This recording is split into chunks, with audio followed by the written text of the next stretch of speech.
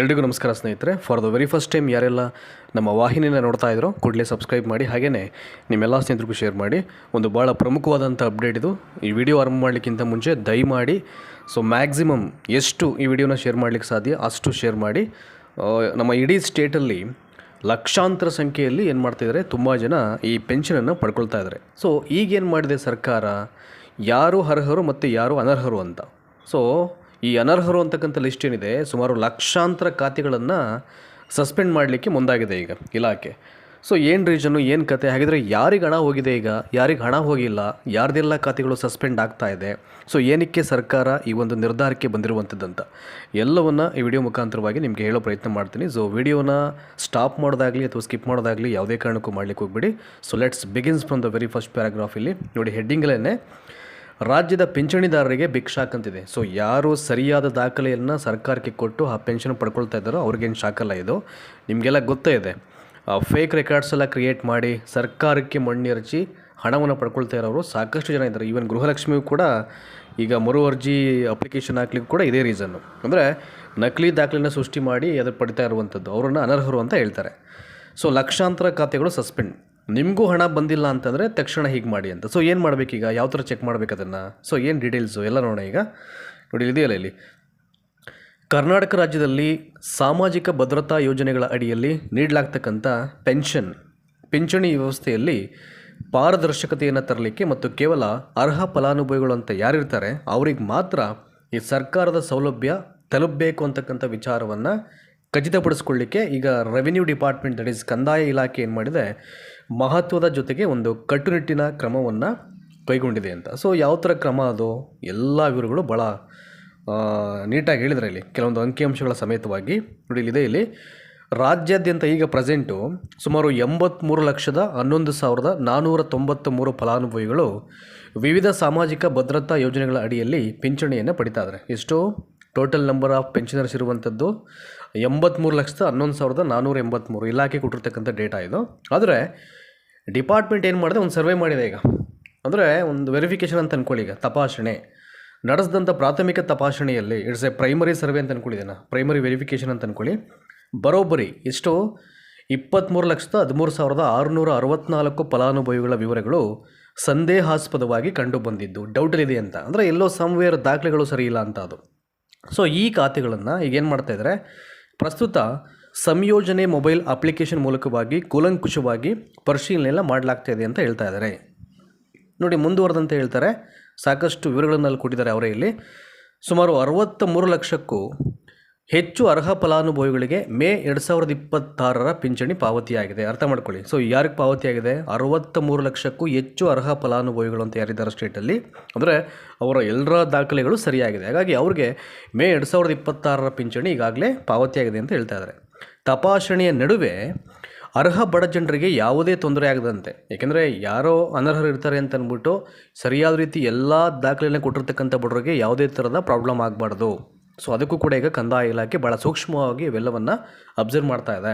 ಹಾಗಾಗಿ ತೊಂದರೆ ಆಗದಂತೆ ಸರ್ಕಾರ ಏನು ಮಾಡಿದೆ, ತನ್ನ ಎಚ್ಚರಿಕೆಯನ್ನು ವಹಿಸಿರುವಂಥದ್ದು.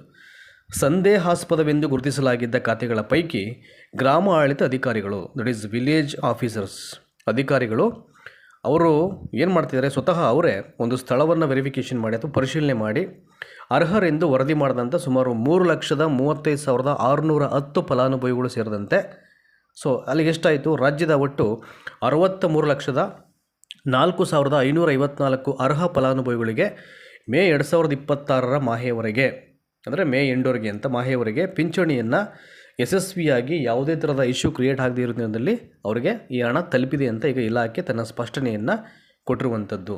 ಸೊ ಮುಂದುವರೆದಂತೆ ನೋಡಿ, ಇಲ್ಲಿ ಕೊಟ್ಟಿದ್ದಾರೆ ಈಗ, ನಕಲಿ ದಾಖಲೆ ನೀಡಿದ್ದ ಸುಮಾರು 91,152 ಅನರ್ಹರ ಪಿಂಚಣಿ ತಕ್ಷಣ ರದ್ದು ಅಂತ. ಖಂಡಿತವಾಗ್ಲೂ ರದ್ದು ಮಾಡಲೇಬೇಕು ಅಲ್ವಾ. ಇದು ಸರ್ಕಾರಕ್ಕೆ ಮಣ್ಣೆರಚಕ್ಕಂಥ ಒಂದು ಜನರಿಗೆ ಯಾವುದೇ ಕಾರಣಕ್ಕೂ ಏನೂ ತಲುಪಬಾರ್ದು. ತುಂಬ ಏನಾಗ್ಬಿಡಿದೆ, ಹಳ್ಳಿಗಳಲ್ಲೇ ಇದು ಜಾಸ್ತಿ ಆಗಿಬಿಡಿದೆ. ಈಗ ಬೇಕಾದವ್ರಿಗೆ ಏನೇನೋ ಹೇಳಿ ತಲೆ ಕೆಡಿಸಿ ಫೇಕ್ ರೆಕಾರ್ಡ್ಸು ಅದು ಇದು ಎಲ್ಲ ಕೊಟ್ಬಿಟ್ಟು ಏನೋ ಮಾಡಿಸೋದು ಅಂಥದ್ದು, ಇವೆಲ್ಲ ಸ್ಟಾಪ್ ಆಗಿಬಿಡಬೇಕು ಇವೆಲ್ಲವೂ ಕೂಡ. ಸೊ ಯಾರು ಬೆನಿಫಿಷರಿ ಅಂತ ಯಾರು ಇರ್ತಾರೆ ಪಾಪ, ಅವ್ರಿಗೆ ಸರ್ಕಾರದ ಯೋಜನೆಗಳು ಸಕಾಲಕ್ಕೆ ತಲುಪಬೇಕಾಗತ್ತೆ. ನೋಡಿ, ಸುಮಾರು ಹತ್ತತ್ರ ಒಂದು ಲಕ್ಷ ಅಂತ ಅಂದ್ಕೊಳ್ಳಿ. ಈಗ 91,152 ಅನರ್ಹರ ಪಿಂಚಣಿ ತಕ್ಷಣ ರದ್ದು ಅಂತ ಹೇಳಿದರೆ, ನೋಡಿ ಇಲ್ಲಿ ಪಿಂಚಣಿ ಮಂಜೂರಾತಿ ಸಮಯದಲ್ಲಿ ವಯಸ್ಸಿನ ದೃಢೀಕರಣ ಬಗ್ಗೆ ತಪ್ಪು ಮಾಹಿತಿ ನೀಡಿದ. ಒಂದು ಸರ್ಟೆನ್ ಏಜ್ ಅಂತ ಇರ್ತಿದೆ, ಸ್ಪೆಸಿಫಿಕ್ ಏಜ್, ಅಷ್ಟು ಕ್ರಾಶ್ ಆಗಿದರೆ ಮಾತ್ರ ಅವರಿಗೆ ಪೆನ್ಷನ್ ಬರುವಂಥದ್ದು ಅಂತ ಇಲಾಖೆ ನಿಯಮ ಮಾಡಿದೆ ಅಲ್ವಾ. ನೋಡಿ ಇಲ್ಲಿ ಪ್ರಾಬ್ಲಮ್ ಏನು ಮಾಡ್ತಾರೆ, ಪಿಂಚಣಿ ಮಂಜೂರಾತಿ ಟೈಮಲ್ಲಿ ವಯಸ್ಸಿನ ದೃಢೀಕರಣದ ಬಗ್ಗೆ ತಪ್ಪು ಮಾಹಿತಿ ನೀಡಿದಂಥ ಹಾಗೂ ನಕಲಿ ದಾಖಲೆಗಳನ್ನು ಸೃಷ್ಟಿಸಿ ಕಾನೂನು ಬಾಹಿರವಾಗಿ ಸರ್ಕಾರದ ಹಣವನ್ನು ಪಡೆಯುತ್ತಿದ್ದ ಸುಮಾರು 91,152 ಅನರ್ಹ ಫಲಾನುಭವಿಗಳನ್ನು ತನಿಖೆಯ ವೇಳೆ ಪತ್ತೆ ಹಚ್ಚಲಾಗಿದೆ. ಹಳ್ಳಿಗಳಲ್ಲೂ ಕೂಡ ಜಾಸ್ತಿ ಆಗಿದೆ ಇದು. ಇಂತಹ ವಂಚಕರ ಪಿಂಚಣಿಯನ್ನು ತಕ್ಷಣದಿಂದಲೇ ಜಾರಿಗೆ ಬರುವಂತೆ ಸಂಪೂರ್ಣವಾಗಿ ರದ್ದುಗೊಳಿಸಲು ಇಲ್ಲಿ ತೀರ್ಮಾನವನ್ನು ಮಾಡಲಾಗಿದೆ. ಖಂಡಿತವಾಗ್ಲೂ ಮಾಡೇ ಮಾಡ್ತಾರೆ. ಅದನ್ನು ಫಿಲ್ಟರ್ ಮಾಡಲಿಕ್ಕೇ ಈಗ ಇಲಾಖೆಯವರು ಈ ಒಂದು ಪ್ರಯತ್ನಕ್ಕೆ ಇಲ್ಲಿ ಕೈ ಹಾಕಿರುವಂಥದ್ದು ಕಂಪ್ಲೀಟಾಗಿ. ಸುಮಾರು 16.42 ಲಕ್ಷ ಫಲಾನುಭವಿಗಳ ಪಿಂಚಣಿ ತಾತ್ಕಾಲಿಕ ಸ್ಥಗಿತ, ದಾಖಲೆ ಸಲ್ಲಿಕೆಗೆ 30 ದಿನಗಳ ಅಂತಿಮ ಅವಕಾಶ ಅಂತ ನೀಡಿದ್ದಾರೆ. ಈಗಾಗಲೇ ಫೇಕ್ ರೆಕಾರ್ಡ್ಸ್ ಕ್ರಿಯೇಟ್ ಮಾಡಿ ಹಣ ಪಡ್ಕೊಂಡು ಏನು ದಾಖಲೆ ಕೊಡ್ತಾರೆ ಅವರು ಅಲ್ವಾ. ಹಾಗಾಗಿ ಸರಿಯಾದ ರೀತಿ ದಾಖಲೆಗಳಿದ್ದರೆ ಸಬ್ಮಿಟ್ ಮಾಡಬೇಕಾಗತ್ತೆ. ಆವಾಗ ಅವ್ರಿಗೆ ಯಾವುದೇ ಥರದ ಫ್ಯೂಚರ್ಲಿ ಅವ್ರಿಗೆ ತೊಂದರೆ ಆಗಲ್ಲ. ದಾಖಲೆಗಳನ್ನು ಸಬ್ಮಿಟ್ ಮಾಡಬೇಕು. ಹಾಗಾಗಿ ಅವರು 30 ಡೇಸ್ ಟೈಮ್ ಒಂದು ಬೌಂಡಿಂಗನ್ನು ಕೊಟ್ಟಿದ್ದಾರೆ. ಅಷ್ಟರೊಳಗಡೆ ನಿಮ್ಮ ಜೆನ್ಯೂನ್ ಸರ್ಟಿಫಿಕೇಟ್ಸ್ ಏನಿದೆ ದಯಮಾಡಿ ಅದನ್ನು ಸಬ್ಮಿಟ್ ಮಾಡಿ ಅಂತ ಅಂದ್ಬಿಟ್ಟು. ನೆಕ್ಸ್ಟು, ಗ್ರಾಮ ಆಡಳಿತ ಅಧಿಕಾರಿಗಳ ಭೌತಿಕ ಪರಿಶೀಲನೆಯ ಸಮಯದಲ್ಲಿ ಯಾವುದೇ ಅಧಿಕೃತ ದಾಖಲೆಗಳನ್ನು ಹಾಜರುಪಡಿಸಲು ವಿಫಲರಾದ, ಇಲಾಖೆಗೆ ನೀಡಲಾದ ವಿಳಾಸದಲ್ಲಿ ವಾಸವಿಲ್ಲದ ಹಾಗೂ ನಿಗದಿತ ಆದಾಯ ಪ್ರಮಾಣ ಪತ್ರ ಸಲ್ಲಿಸದ ಒಟ್ಟು 16,42,303 ಫಲಾನುಭವಿಗಳ ಪಿಂಚಣಿಯನ್ನು ಸದ್ಯಕ್ಕೆ ಈಗೇನು ಮಾಡಿದರೆ ತಾತ್ಕಾಲಿಕವಾಗಿ ಸಸ್ಪೆಂಡ್ ಮಾಡಿದ್ದಾರೆ. ಅದನ್ನು ಮತ್ತೆ ರಿಓಪನ್ ಆಗುತ್ತೆ. ಯಾವಾಗ ರಿಓಪನ್ ಆಗುತ್ತೆ? ವಿತಿನ್ 30 ಡೇಸಲ್ಲಿ ಸರಿಯಾದ ರೀತಿ ದಾಖಲೆಗಳನ್ನು ಕೊಡಲಿಲ್ಲ ಅಂತಂದಾಗ, ಈಗ ಆಲ್ರೆಡಿ ಸಸ್ಪೆಂಡ್ ಮಾಡಿದರೆ ಅದು ರಿಓಪನ್ ಆಗಬೇಕು ಅಂದರೆ ದಾಖಲೆಗಳು ಸರಿಯಾಗಿ ಸಲ್ಲಿಕೆ ಆಗಬೇಕು. ಆದರೆ ಇವರಲ್ಲಿ ಯಾರಾದರೂ ನಿಜವಾದ ಅರ್ಹರಿದ್ದಲ್ಲಿ ಅವರಿಗೆ ನ್ಯಾಯ ಒದಗಿಸಲಿಕ್ಕೆ ಕಂದಾಯ ಇಲಾಖೆಯು ಅಂತಿಮ ಅವಕಾಶವೊಂದನ್ನು ಕಲ್ಪಿಸಿದೆ. ಇಲ್ಲಿ ಏನಾಗ್ಬಿಡುತ್ತೆ, ಕೆಲವೊಂದು ಸಲ ದಾಖಲೆ ಸರಿಯಾಗಿ ಇಟ್ಕೊಂಡು ಏನಾದರೂ ಕೆಲವೊಂದು ಪ್ರಮಾಣ ಪತ್ರಗಳನ್ನು ಅಟ್ಯಾಚ್ ಮಾಡದೇ ಇದ್ದಾಗ ಏನಾಗುತ್ತೆ, ಅದು ಕೂಡ ಡೌಟ್ಸ್ ಕ್ರಿಯೇಟ್ ಆಗಿ ಅಲ್ಲಿ ಅವರ ಖಾತೆಗಳು ಕೂಡ ಸಸ್ಪೆಂಡ್ ಆಗಿರತಕ್ಕಂಥ ಚಾನ್ಸಸ್ ಇರ್ತಿದೆ. ಅವರಿಗೆ ಮತ್ತೊಂದು ಅವಕಾಶವನ್ನು ಕೊಡಲಿಕ್ಕೇ, ಅವ್ರಿಗೆ ಆಗ್ತಕ್ಕಂಥ ಅನ್ಯಾಯವನ್ನು ತಡೆಗಟ್ಟಲಿಕ್ಕೇ ಕಂದಾಯ ಇಲಾಖೆ ಈ ಥರ ಮುಂದಾಗಿದೆ ಈಗ. ಅವರು ದಾಖಲೆ ಇದ್ದರೆ ಕೊಡ್ತು ಅಂತಂದರೆ ಅದು ಆಟೋಮ್ಯಾಟಿಕಲಿ ಮತ್ತೆ ಅದು ಪ್ರಾಸೆಸ್ ಸ್ಟಾರ್ಟ್ ಆಗುತ್ತೆ. ಸಸ್ಪೆನ್ಸ್ ಏನಿದೆ ಅದು ರಿವೋಕ್ ಮಾಡಿಬಿಡ್ತಾರೆ, ಅದನ್ನು ಕ್ಯಾನ್ಸಲ್ ಮಾಡಿ ಅದು ಎಂದಿನಂತೆ ಅದು ಅಕೌಂಟ್ ಸಕ್ರಿಯವಾಗಿರೋ ಥರ ಅದು ಮಾಡಿಕೊಡ್ತಾರೆ ಇಲಾಖೆಯವರೇ. ನೋಟಿಸ್ ಜಾರಿ, ಯಾರಿಗೆ ನೋಟಿಸ್ ಜಾರಿ? ಈಗ ನೋಡಿ ಅದನ್ನು ಹೇಳ್ಬಿಡ್ತೀನಿ. ಈಗ ನಾನು ದಾಖಲೆಗಳ ಕೊರತೆಯಿಂದಾಗಿ ಪಿಂಚಣಿ ಸ್ಥಗಿತಗೊಂಡಿರುವ ಸುಮಾರು 16,42,303 ಫಲಾನುಭವಿಗಳಿಗೆ ಸಂಬಂಧಪಟ್ಟಂಥ ತಹಸೀಲ್ದಾರ್ ಅವರ ಮೂಲಕ ಸೂಕ್ತ ತಿಳುವಳಿಕೆ ಪತ್ರ ನೋಟಿಸ್ ಅದನ್ನು ನೀಡಲಿಕ್ಕೆ ಆದೇಶವನ್ನು ಮಾಡಲಾಗಿದೆ. ಯಾರು ಡೌಟ್ಸ್ ಇದೆ ದಾಖಲೆಗಳು ಸಲ್ಲಿಕೆ ಆಗಿರುವಂಥವ್ರದ್ದು ಅವ್ರಿಗೆ ನೋಟಿಸ್ ಜಾರಿ ಮಾಡಿ ಅಂತ. ನೆಕ್ಸ್ಟು, 30 ದಿನಗಳ ಕಾಲಾವಕಾಶ, 30 ಡೇಸ್ ಟೈಮ್ ಬೌಂಡಿಂಗ್. ನೋಟಿಸ್ ತಲುಪಿದಂಥ ನಂತರ ಫಲಾನುಭವಿಗಳು ತಮ್ಮ ಅರ್ಹತಾ ದಾಖಲೆಗಳನ್ನು ಸಲ್ಲಿಸಲಿಕ್ಕೆ 30 ದಿನಗಳ ಕಾಲಾವಕಾಶವನ್ನು ಇಲ್ಲಿ ನೀಡಲಾಗಿದೆ.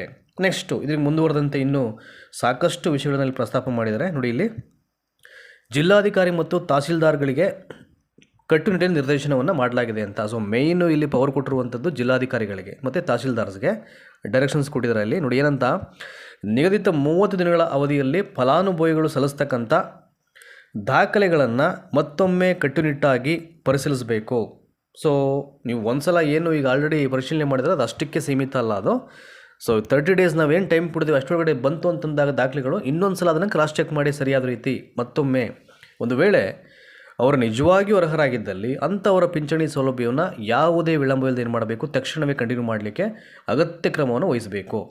ಇದನ್ನೇನು ಮಾಡಬೇಕು, ರಾಜ್ಯದ ಎಲ್ಲ ಜಿಲ್ಲಾಧಿಕಾರಿಗಳಿಗೆ ಹಾಗೂ ತಹಸೀಲ್ದಾರ್ಗಳಿಗೆ ಇಲಾಖೆ ಒಂದು ಕಟ್ಟುನಿಟ್ಟಿನ ನಿರ್ದೇಶನವನ್ನು ಇದಕ್ಕೆ ಸಂಬಂಧಪಟ್ಟ ಹಾಗೆ ನೀಡಬೇಕಾಗಿದೆ ಅಂತ ಇಲ್ಲಿ ಹೇಳೋದು. ನೆಕ್ಸ್ಟು, ಸರ್ಕಾರದ ಒಂದು ಮುಖ್ಯ ಉದ್ದೇಶ ಏನು ಅಂತ. ಏನಕ್ಕೆ ಮಾಡ್ತಾಯಿದೆ ಸರ್ಕಾರ ಇದನ್ನು ನೋಡಿ, ಅದನ್ನು ಹೇಳ್ಬಿಡ್ತೀನಿ ನಾನು ಇಲ್ಲಿ. ಇವೆಲ್ಲ ಮಾಡಬೇಕು ಅಂತಂದರೆ ಅದರ ಹಿಂದೆ ಒಂದು ಒಳ್ಳೆಯ ಉದ್ದೇಶ ಇದ್ದರೆ ಮಾತ್ರ ಹೀಗೆಲ್ಲ ಕ್ರಮಗಳನ್ನು ಕೈಗೊಳ್ಳಲಿಕ್ಕೆ ಸಾಧ್ಯ ಆಗುತ್ತೆ ಅಂತ. ಸರ್ಕಾರದ ಈ ಕಠಿಣ ಕ್ರಮವು ಯಾವುದೇ ಕಾರಣಕ್ಕೂ ಅರ್ಹ ಬಡ ಮತ್ತು ಅಗತ್ಯವಿರುವ ಜನರಿಗೆ ಸಾಮಾಜಿಕ ಭದ್ರತೆಯ ಪ್ರಯೋಜನಗಳು ಅಂದರೆ ತಪ್ಪಬಾರದು ಅಂತ. ಯಾರು ಎಲಿಜಿಬಿಲಿಟಿ ಇದ್ದಾರೋ ಅವ್ರಿಗೆ ಹೋಗಬೇಕು ಅಂತ ಅದು. ಹಾಗೂ ಯಾರು ಎಲಿಜಿಬಿಲಿಟಿ ಇಲ್ವೋ ಅವ್ರಿಗೇನು ಈ ಯೋಜನೆಯನ್ನು ಅವರು ಮಿಸ್ಯೂಸ್ ಮಾಡ್ತಾ ಇರ್ತಾರೆ. ಹಾಗಾಗಿ ಅವ್ರ ಖಾತೆಗಳನ್ನು ಪೆನ್ಷನ್ ಬರದೇ ಇರೋಂಗೆ ಸಸ್ಪೆಂಡ್ ಮಾಡಬೇಕು ಅಂತ. ಹಾಗಾಗಿ ಸಂಪೂರ್ಣವಾಗಿ ಇದನ್ನು ತಡಿಲೇಬೇಕು ಅಂತಕ್ಕಂಥ ಉದ್ದೇಶವನ್ನು ಇಲ್ಲಿ ಕಂದಾಯ ಇಲಾಖೆ ಹೊಂದಿರೋದ್ರಿಂದ ಸರ್ಕಾರ ಏನು ಮಾಡಿದೆ, ಇಲ್ಲಿ ಈ ಕ್ರಮವನ್ನು ಇಲ್ಲಿ ಈಗ ಜರುಗಿಸಿರುವಂಥದ್ದು. ಹಾಗಾಗಿ ಭಾಳ ಪ್ರಮುಖವಾದಂಥ ಒಂದು ಮಾಹಿತಿ ಅಂತ ಅನ್ನಿಸ್ತು. ಮ್ಯಾಕ್ಸಿಮಮ್ ಎಷ್ಟು ನಿಮಗೆ ನಾನು ಆರಂಭದಲ್ಲಿ ಹೇಳಿದಾಗೆ ಇದನ್ನು ಶೇರ್ ಮಾಡಲಿಕ್ಕೆ ಸಾಧ್ಯ, ದಯಮಾಡಿ ಎಲ್ರಿಗೂ ಶೇರ್ ಮಾಡಿ. ಐ ಥಿಂಕ್ ಎಲ್ಲರಿಗೂ ಈ ಮಾಹಿತಿ ತಲುಪಲಿ. ಸೊ ನಮ್ಮ ಕಂಟೆಂಟ್ ಇಷ್ಟ ಆದರೆ ಈಗೇ ನಮ್ಮ ವಾಹಿನಿಗೆ ನಿಮ್ಮ ಬ್ಲೆಸ್ಸಿಂಗ್ಸ್ ಇರಲಿ. ಹೆಚ್ಚಿನ ಸಂಖ್ಯೆಯಲ್ಲಿ ಸಬ್ಸ್ಕ್ರೈಬ್ ಮಾಡಿ. ಡಿಸ್ಕ್ರಿಪ್ಷನ್ ಬಾಕ್ಸಲ್ಲಿ ನಮ್ಮ ವಾಟ್ಸಪ್ ಮತ್ತು ಟೆಲಿಗ್ರಾಮ್ ವಾಹಿನಿಯ ಲಿಂಕ್ಸ್ ಇದೆ, ಕ್ಲಿಕ್ ಮಾಡಿ ಜಾಯ್ನ್ ಆಗಿ. ಸಾಕಷ್ಟು ಅಪ್ಡೇಟ್ಸ್ ಎವ್ರಿಡೇ ನಮ್ಮ ಕಡೆಯಿಂದ ಬರ್ತಾ ಇರುತ್ತೆ, ನೀವೆಲ್ಲ ರೆಫರ್ ಮಾಡಲಿಕ್ಕೆ ಅನುಕೂಲ ಆಗುತ್ತೆ ಅಂತ ಹೇಳ್ತಾ ಈ ವಿಡಿಯೋಲಿ ಮುಗಿಸ್ತಾ ಇದ್ದೀನಿ. Once again thank you so much. Will be back with one more good concept.